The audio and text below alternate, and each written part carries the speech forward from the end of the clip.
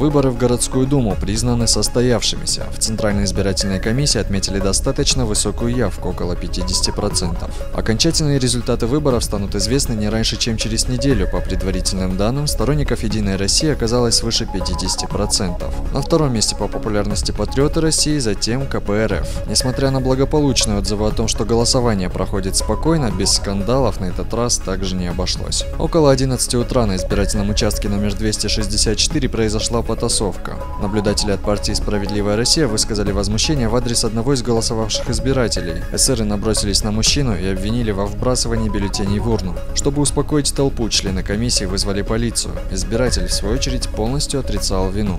Это надо в этой ситуации разбираться. Я моментально не могу сказать. Факт вброса тоже нужно доказать. Должна быть видеосъемка, должно быть подтверждение, там и свидетели должны быть данного факта. И этот вопрос уже будет решаться либо в суде, либо он будет решаться нами.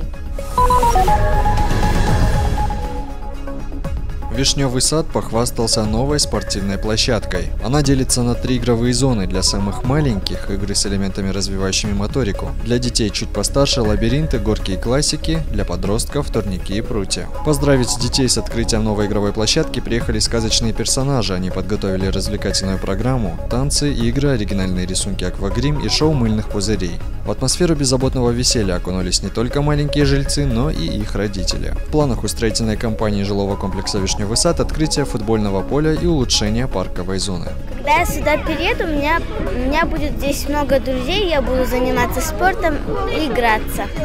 И мне будет здесь очень весело, и я думаю, что мне здесь понравится. На Первом канале стартовал 3-й сезон проекта «Голос». Северная Осетия с замиранием сердца ждала очередной выпуск слепых прослушиваний, ведь на этот раз на сцене оказался артист из Владикавказа Никита Васильев.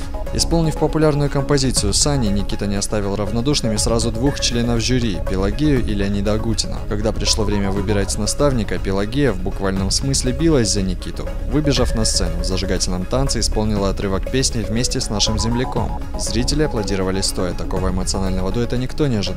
Васильев не удержался и выбрал Пелагею. Теперь под ее чутким руководством он продолжит участвовать в «Голосе». Невысокая температура и даже больное горло не помешали артисту блестяще выступить. Я думаю, все видно было на экране. Я думаю, мой выбор очевиден, потому что Пелагея так зажгла. Она просто какой-то луч энергии в мою сторону направила. Я был уверен, что я пойду к Агутину. Но после того, как я закончил петь, случился вот этот сумасшедший какой-то вообще адреналин на сцене. Пелагея меня очень сильно удивила своей энергетикой. У меня не было просто другого выбора. Я пошел к Пелагее, но это было обдуманное решение.